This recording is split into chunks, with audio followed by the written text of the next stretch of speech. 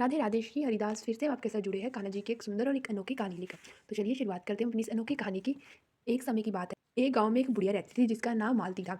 उसके पास एक लड्डू गोपाल थे और वो लड्डू गोपाल जी की नित्य स्नान, उनकी सेवा, उन्हें वस्त्र पहनाना, श्रृंगार, भोग सब कुछ करती थी, सेवा करती थी। उस मालती की 3 बहुएं थी। एक दिन मालती को लगा उसे तीर्थ यात्रा पे जाना चाहिए, पर लेकिन लड्डू गोपाल जी की सेवा कौन करेगा। तो उसने सबसे पहले अपनी बड़ी बहू को बुलाया। उसने उसे कहा कि मैं तीर्थ यात्रा पर जा रही हूँ, तुम लड्डू गोपाल जी की सेवा करना। उसने कहा ठीक है माँ जी, मैं सेवा कर दूंगी, आप मुझे बता दीजिए किस तरह लड्डू गोपाल जी की सेवा करनी है।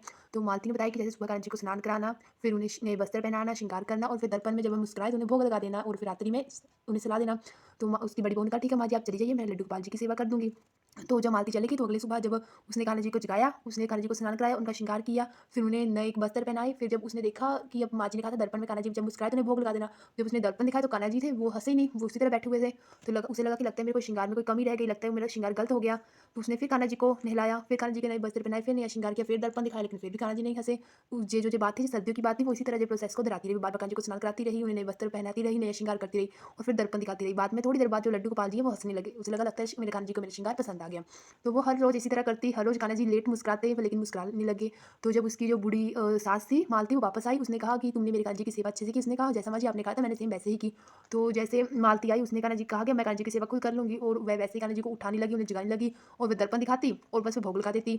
फिर मालती को अगली रात को मालती सो गई, उसे सपने में लगा जैसे कान्हा जी उसके पास आए, बोल रहे हो मुझे तुम्हारी बहू की सेवा भी बहुत अच्छी लगी, क्योंकि जब तक मैं मुस्कुराता नहीं था, जब तक उसे लगता था कि जो उसका श्रृंगार है वह अधूरा है। लेकिन तुम ऐसा नहीं करती, मुझे उसका जो भोला भाव है मुझे बहुत अच्छा लगा, जो उसका सच्चा और भोला भाव है, मैं अपनी सेवा उससे ही कराना चाहता हूँ।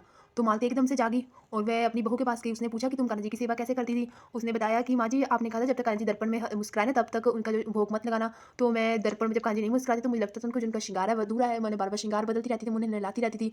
तो वो जो कान्हा जी की बात थी सपने में सारी सच हुई। तो जो मालती थी वो अपनी बहू के पैरों में गिर गई। उसने कहा कि तुम धन्य हो, तुम्हें जो कान्हा जी के दर्शन हुए, मैं तो पैसे ही पागल थी जो बस कान्हा जी की सेवा ऐसे ही करती रही कि बस उनकी सेवा से खुश हो गया। पर लेकिन जो तुम्हारा भाव था भोला भाव, तुमने कान्हा जी को अपना असली अपना माना और उनमें उनके रूप को जाना, और तुम कान्हा जी की सच्ची भक्त हो, अब से तुम ही कान्हा जी की सेवा करोगी, और मैं तुम्हें अपनी बहू के रूप में पाकर बहुत ही खुश हूँ, तुम्हें अपनी बहू के रूप में पाकर। इस तरह कान्हा जी ने दिए अपने प्यारे भक्तों को सत्य सत्य दर्शन। जो बोलिए राधे राधे। तो चलिए प्रेम से बोलिए जय श्री कृष्णा। अगर आपको हमारी कहानी अच्छी लगी हो तो हमारी चैनल को सब्सक्राइब, हमारी वीडियो को लाइक करते रहिएगा। और हाँ, अगर आपको और कहानियाँ चाहिए तो आप हमें कमेंट करके बताइएगा, हम और सुंदर सुंदर कहानी लेकर कान्हा जी की आपके सामने हाजिर हो जाएंगे। तब तक के लिए राधे राधे श्री हरिदास।